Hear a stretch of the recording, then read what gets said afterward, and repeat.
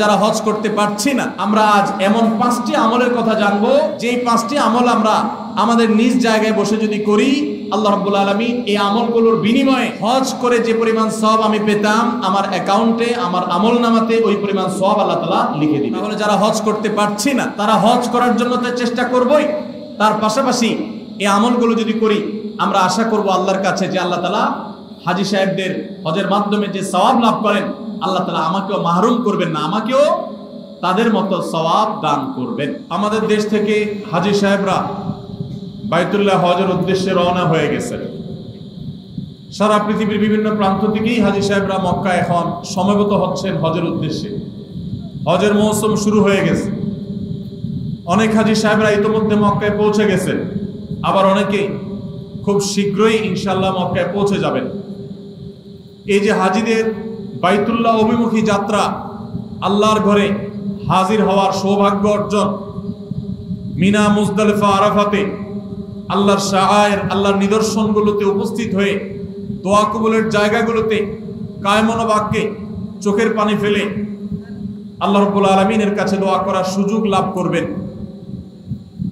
শত শত নবী রাসূলগণ যে পবিত্র ভূমি তাদের পদচারণায় মুখরিত হয়েছে, বহু নবী রাসূলগণ যেই জায়গায় হাজির হয়েছেন, উপস্থিত হয়েছেন, আরাফাতের ময়দানে একত্র হয়েছেন, বাইতুল্লাহর জিয়ারত করেছেন, তওয়াফ করেছেন, যেই সাফা মারওয়া ইব্রাহিম আলাইহিস সালামের স্মৃতির সাক্ষী, ইসমাইল এবং হাজার আলাইহিস সালামের স্মৃতি বিজড়িত যেই সাফা মারওয়া, সেখানে যেতে কোন মুসলমানের মনে না চায়? অথচ আমাদের অনেকেরই তৌফিক হয় নাই। আল্লাহ রাব্বুল আলামিন আমাদেরকে বাইতুল্লাহ জীবনে বারবার যাওয়ার তৌফিক নসিব করুন, আমিন। ভাইরা আমার, হজ এবং উমরার যে ইবাদত, এই ইবাদত যাদের করার তৌফিক হয়েছে, যাদের করার সৌভাগ্য হয়েছে, যাদের খুশনসিব হয়েছে, তারাই বলতে পারবেন যে এই ইবাদত কত প্রেমময় ইবাদত, এই ইবাদতের তৃপ্তি কত অতুলনীয়, এর স্বাদ কত অবর্ণনীয়। এটা যারা বারবার বাইতুল্লাহ যাওয়ার তৌফিক পেয়েছেন, তারাই বলতে পারবেন। ভাইরা আমার, পৃথিবীর কোনো দর্শনীয় স্থান, পৃথিবীর কোনো দেখার মতো জায়গা একবারের বেশি দ্বিতীয়বার মানুষের দেখতে যেতে আর ইচ্ছা করে না, ওই জায়গা আর টানে না। আমি পৃথিবীর বিভিন্ন দর্শনীয় স্থান, বিভিন্ন প্রোগ্রামকে কেন্দ্র করে দেখার সুযোগ হয়েছে। ভারতের তাজমহল, বিভিন্ন পৃথিবীর বিভিন্ন দেশের বিভিন্ন জায়গা দেখার সুযোগ আল্লাহ তাআলা দিয়েছে।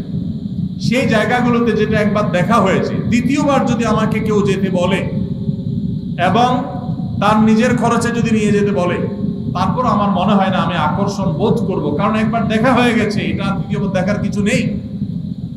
হ্যাঁ, কিছু প্রাকৃতিক পরিবেশ আছে, সেগুলো অবশ্য মানুষ বারবার দেখতে চায় অনেক সময়, তারপরও অনেক বেশিবার যেতে মানুষের ইচ্ছা করে না। একমাত্র মক্কা এবং মদিনা, মসজিদুল হারামাইন এবং মিনা, মুজদালিফা, আরাফাতে আল্লাহর যে শাআয়ের আছে, সাফা মারওয়া আছে, এই জায়গাগুলোতে উপস্থিত হওয়ার যে আকুতি, উপস্থিত হওয়ার যে তৃপ্তি, এখানে হাজির হওয়ার যে স্বাদ, এটা যে একবার লাভ করে তার বারবার সে স্বাদ পেতে ইচ্ছা করে, বারবার তার যেতে ইচ্ছা করে। যারা একবার গিয়েছেন হাজী সাহেবরা, তারা বলতে পারবেন যে আরাফাতের ময়দানে উপস্থিতির সেই স্মৃতি সারা জীবন মনে থাকে। অনেক স্মৃতি মানুষ ভুলে যায়, কিন্তু হজের স্মৃতি, উমরার স্মৃতি, এগুলো মানুষ কখনো ভুলতে পারে না। তো এই হজ উমরা যাদের করার তৌফিক হয় না, আমাদের করার ইচ্ছা আছে না নাই? আল্লাহ তাআলা আমাদের সবাইকে হজ এবং উমরা আদায় করার তৌফিক দান করুন।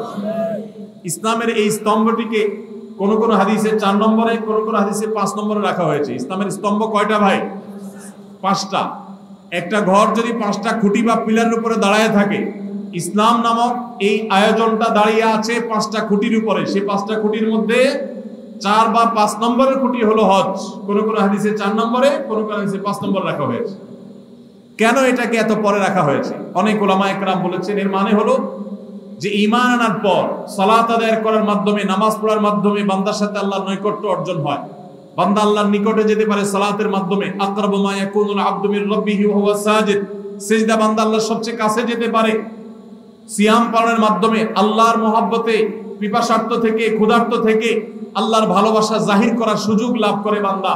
যাকাত আদায়ের মাধ্যমে বান্দা তার সবচেয়ে প্রিয় বস্তু টাকা পয়সা ধন দৌলত আল্লাহর রাহে দান করার মাধ্যমে আল্লাহর ভালোবাসার প্রমাণ দেয়। এরপর আল্লাহর ভালোবাসা যখন চূড়ান্ত পর্যায়ে বান্দা অনুভব করে, তখন আল্লাহকে দর্শন করার, আল্লাহর দিদার লাভ করার, আল্লাহর সাক্ষাৎ লাভ করার আকুতি বান্দার মধ্যে জাগ্রত হয়।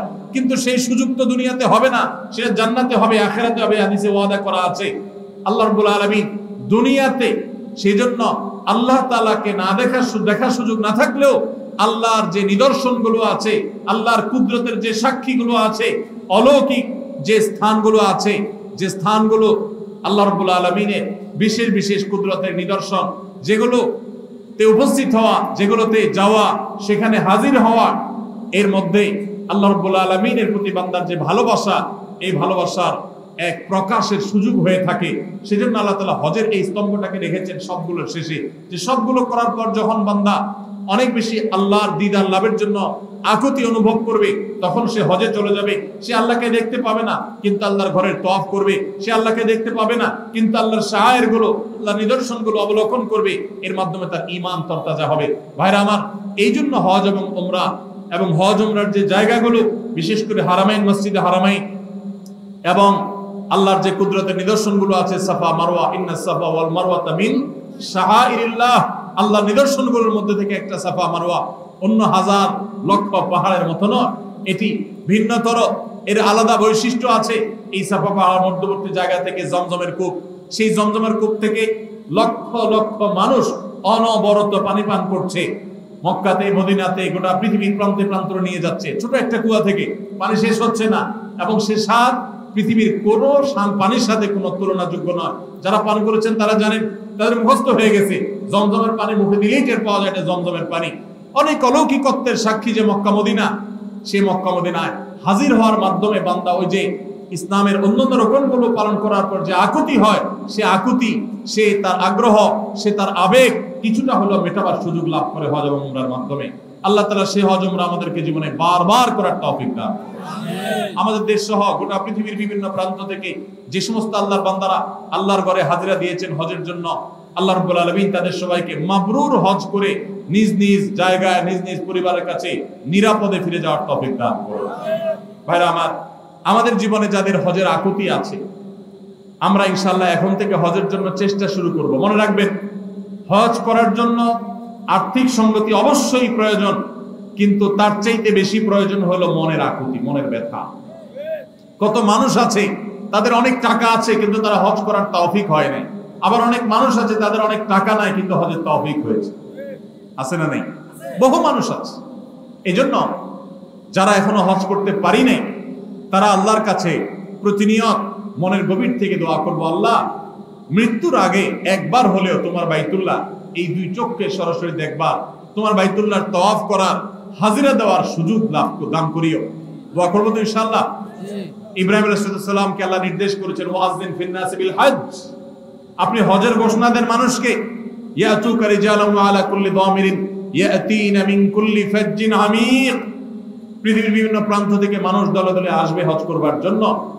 ভাইরা আমার, সেই ঘোষণার জবাবে আমরা এখন বলি লাব্বাইক। উনি তখন রোল কল করেছেন, সেই রোল কলের জবাবে আমরা এখন বলি ইয়েস, প্রেজেন্ট, আমরা এখন বলি লাব্বাইক। এই প্রেমময় ইবাদত, এটি সম্পাদনের জন্য দিলের আকুতি লাগবে, ব্যথা লাগবে, দরদ লাগবে, চোখের পানি লাগবে, দোয়া লাগবে। এখন থেকে দোয়া শুরু করে দেন এবং সাধ্য অনুযায়ী টাকা জমাইতে শুরু করে দেন। চেষ্টা করা যাবে না ইনশাআল্লাহ? আল্লাহ তাআলা আমাদের সবাইকে তৌফিক দান করুন। যতদিন পর্যন্ত আমরা হজ করতে পারছি না, ততদিন পর্যন্ত আমরা কিছু আমলের মাধ্যমে হজ এবং উমরার সওয়াব লাভ করতে পারি। হজ করার যে আসল মর্যাদা, প্রকৃত মর্যাদা, সেটা তো হজ করার মাধ্যমেই শুধু লাভ হবে। কিন্তু আমরা আজ এমন 5টি আমলের কথা জানবো, যেই 5টি আমল আমরা আমাদের নিজ জায়গায় বসে যদি করি, আল্লাহ রাব্বুল আলামিন এই আমলগুলোর বিনিময়ে হজ করে যে পরিমাণ সওয়াব আমি পেতাম, আমার অ্যাকাউন্টে, আমার আমলনামাতে ওই পরিমাণ সওয়াব আল্লাহ তাআলা লিখে দিবেন। তাহলে যারা হজ করতে পারছি না, তারা হজ করার জন্য তো চেষ্টা করবই, তার পাশাপাশি এই আমলগুলো যদি করি, আমরা আশা করব আল্লাহর কাছে যে আল্লাহ তাআলা হাজী সাহেবদের হজের মাধ্যমে যে সওয়াব লাভ করেন, আল্লাহ তাআলা আমাকেও মাহরুম করবেন না, আমাকেও তাদের মতো সওয়াব দান করবেন। এরকম 5টি আমলের ভিতরে সর্বপ্রথম যে আমলের কথা বলবো সেটা হলো 5 ওয়াক্ত নামাজের পরে তাসবিহ পাঠ করা। সহিহ ইবনে হিব্বানের হাদিস বর্ণিত হয়েছে, নবী করিম সাল্লাল্লাহু আলাইহি সাল্লামের কাছে এসে একবার দরিদ্র সাহাবীরা, গরীব এবং অভাবী সাহাবীরা অনুযোগ করলেন এবং তারা অনুযোগ করে বললেন, হে আল্লাহর রাসূল, ধনী সাহাবীরা তারা 5 ওয়াক্ত নামাজ পড়ে, রমজানে রোজা রাখে, আবার পাশাপাশি তাদের আর্থিক সচ্ছলতার কারণে দান সাদাকা করে, হজ করে, উমরা করে, জিহাদে আল্লাহর পথে টাকা ব্যয় করে, তারা বিভিন্ন ভাবে যে আর্থিক ইবাদত করে, আমরা তো গরিব এবং অভাবী হওয়ার কারণে এই সওয়াবগুলো পাই না, তাহলে আমরা তো পিছিয়ে পড়তেছি, আমরা কিভাবে তাদেরকে ধরতে পারি? সাহাবীদের কম্পিটিশন ছিল আমলের কম্পিটিশন, তারা আমাদের মতো দুনিয়াদারিতার কম্পিটিশন করতেন না, তাদের প্রতিযোগিতা ছিল কে কত বেশি নেক আমল করে জান্নাতের দিকে অগ্রসর হবে। তো সাহাবীদের এই কথা শুনে প্রিয় নবী সাল্লাল্লাহু আলাইহি সাল্লাম তাদেরকে এই আমলটা শিক্ষা দিয়েছেন এবং বলেছেন, যে ব্যক্তি 5 ওয়াক্ত নামাজের পর 33 বার সুবহানাল্লাহ, 33 বার আলহামদুলিল্লাহ এবং 33 বার আল্লাহু আকবার পড়বে, আল্লাহ রাব্বুল আলামিন ওই ব্যক্তিকে, হজকারী ব্যক্তিরা হজ করে যে সওয়াব লাভ করেন, আল্লাহ তাআলা এই ব্যক্তিকে সেরকম সওয়াব দান করবেন। সুবহানাল্লাহ। ধনী সাহাবীরা আর্থিক ইবাদত করে যে সওয়াব লাভ করেন, আল্লাহ তাআলা এই 5 ওয়াক্ত নামাজের পরে এই তাসবিহ পাঠকারীদেরকে একই রকম সওয়াব দান করবেন। ভাইরা আমার, আবারও বলছি, এর মানে এই নয় যে হজ করার যে মর্যাদা আছে হুবহু সেই মর্যাদা সব দিক থেকে শতভাগ সেই রকমই আপনি আল্লাহ তাআলার কাছে মর্যাদা লাভ করবেন এই আমলের মাধ্যমে, পাঠা তা নয়। তবে হজ করে যে পরিমাণ সওয়াব পাবেন, বিনিময় পাবেন, আল্লাহ আপনাকে সেই পরিমাণ বিনিময় দান করবেন।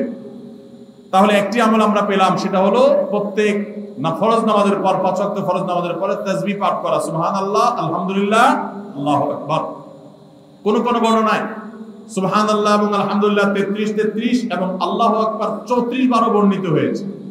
সেটা আমরা অনেকে করি, আমলটা আমাদের সমাজে প্রচলিত আছে, এটাও করলেও হবে ইনশাআল্লাহ। 33 বার সুবহানাল্লাহ, 33 বার আলহামদুলিল্লাহ এবং 34 বার আল্লাহ।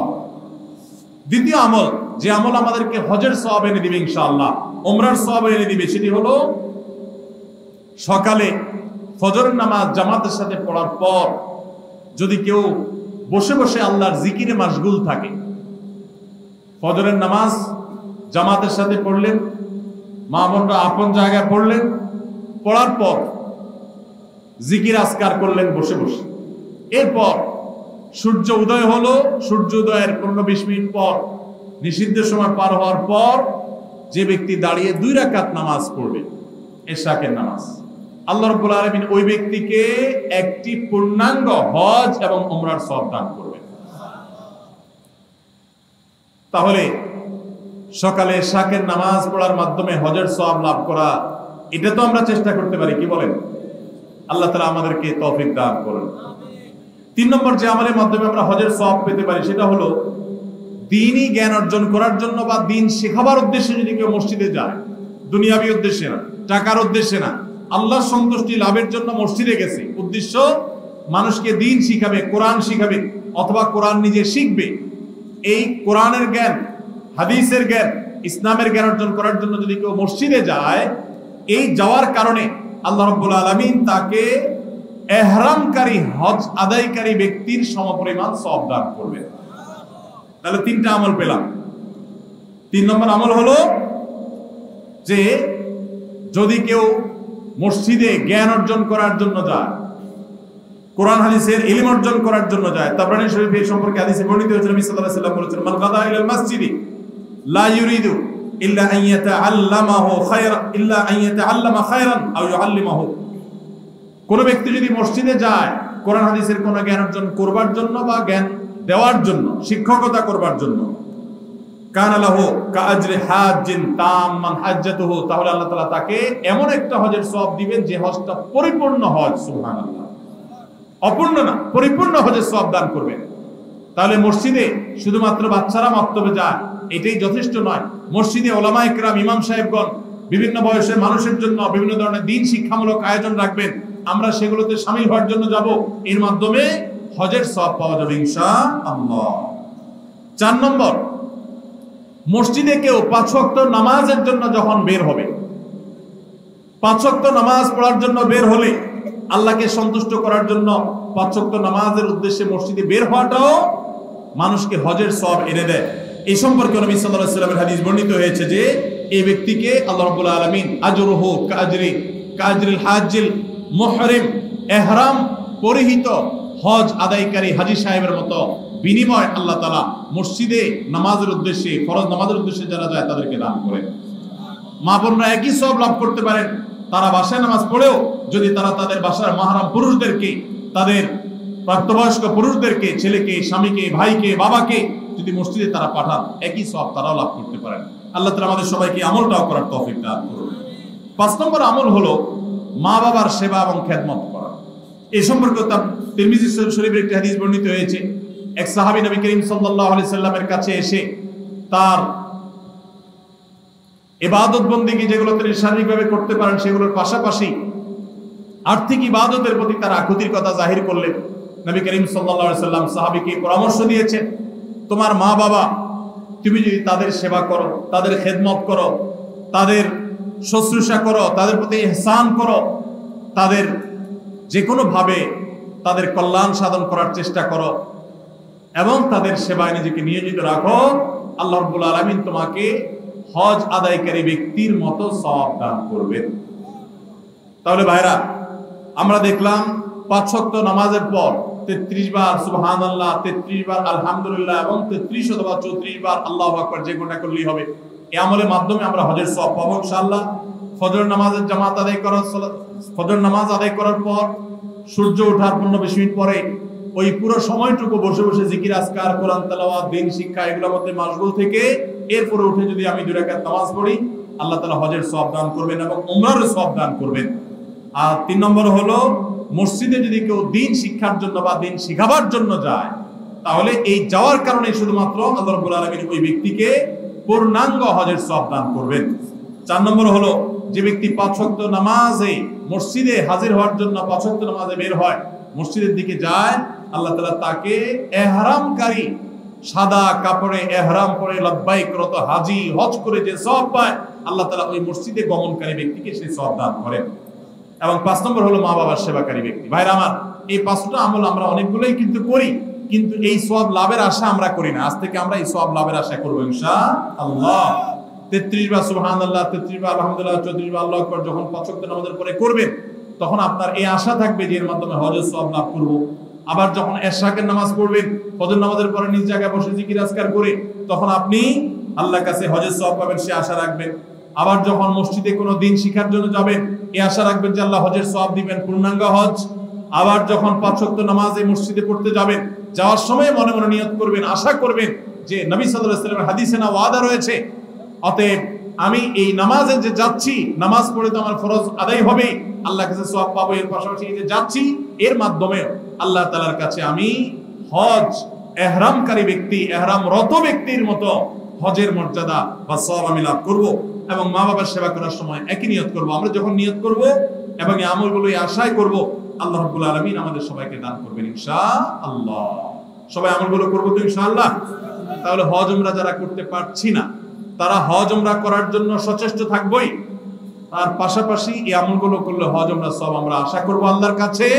আর মনে রাখবো, এই আমলগুলো করে আপনি হজের সওয়াব পাবেন ঠিক আছে, কিন্তু হজ আদায় করার যে ফরজ আছে, ওই ফরজ আপনার এই আমলগুলো দিয়ে কুলাবে না। ওইগুলোর জন্য অবশ্যই আপনাকে বাইতুল্লাহ গিয়ে হজ আদায় করতে হবে। আল্লাহ তাআলা আমাদের সবাইকে কোরআন এবং হাদিসের সমস্ত নির্দেশগুলো, সমস্ত নিষেধগুলোকে মেনে চলার তৌফিক দান করুন। সবার চেষ্টা করবো তো ইনশাআল্লাহ।